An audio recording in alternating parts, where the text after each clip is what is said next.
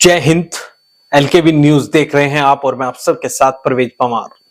आगामी लोकसभा चुनाव को लेकर जहां समाजवादी पार्टी और कांग्रेस में गठबंधन को लेकर सीटें फाइनल हो गई हैं, जिनमें 17 सीटें कांग्रेस के खाते में गई हैं, वहीं 63 सीटों पर समाजवादी पार्टी के उम्मीदवार लड़ेंगे।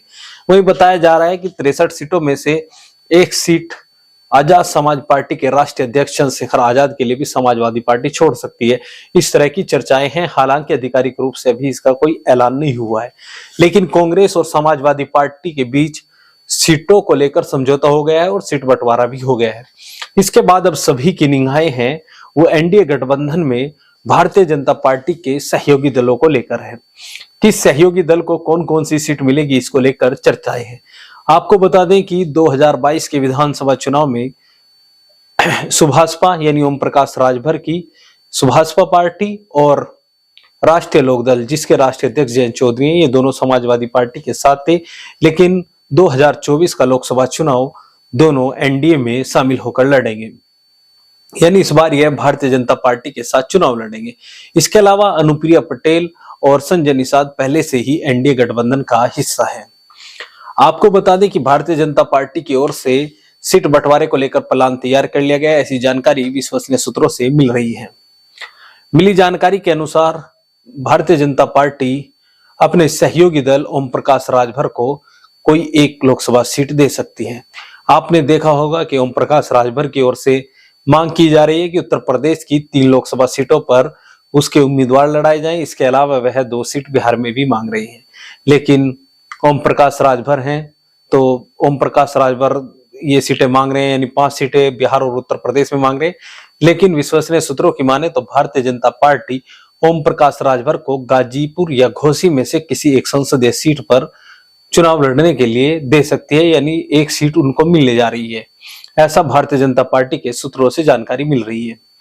इसके अलावा संजय निषाद पार्टी के राष्ट्रीय अध्यक्ष संजय निषाद के बारे में बताया जा रहा है कि उनके लिए भी एक संसदीय सीट छोड़ी जाएगी। एक संसदीय सीट से उनके बेटे चुनाव लड़ेंगे।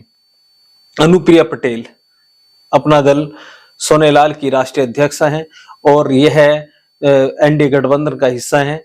मिर्जापुर से सांसद हैं, यानी मिर्जापुर सीट तो इनके खाते में रहेगी। मिर्जापुर से तो भारतीय जनता पार्टी और अपना दल गठबंधन से अपना दल के हिस्से में यह सीट जाएगी। इसके अलावा रॉबर्ट्सगंज और प्रतापगढ़ में से एक सीट भी अनुप्रिया पटेल को दी जा सकती है, यानी एक सीट ओम प्रकाश राजभर को, एक सीट डॉक्टर संजय निषाद को और 2 सीट अनुप्रिया पटेल को देने की चर्चाएं हैं।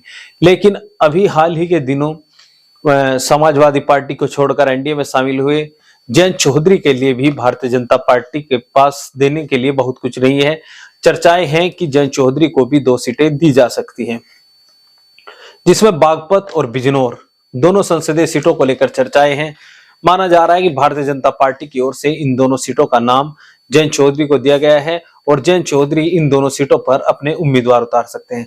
आपको बता दें कि राष्ट्रीय लोकदल की ओर से कई अन्य सीटों पर दावा किया जा रहा है, लेकिन भारतीय जनता पार्टी राष्ट्रीय लोकदल को कोई और सीट दे ऐसा असंभव सा प्रतीत होता है, क्योंकि अगर भारतीय जनता पार्टी राष्ट्रीय लोकदल को 3 या 4 सीटें दे देती है तो यही मांग अनुप्रिया पटेल भी करेंगी, यही मांग डॉक्टर संजय निषाद भी करेंगे और ओम प्रकाश राजभर तो यह मांग कर ही रहे हैं।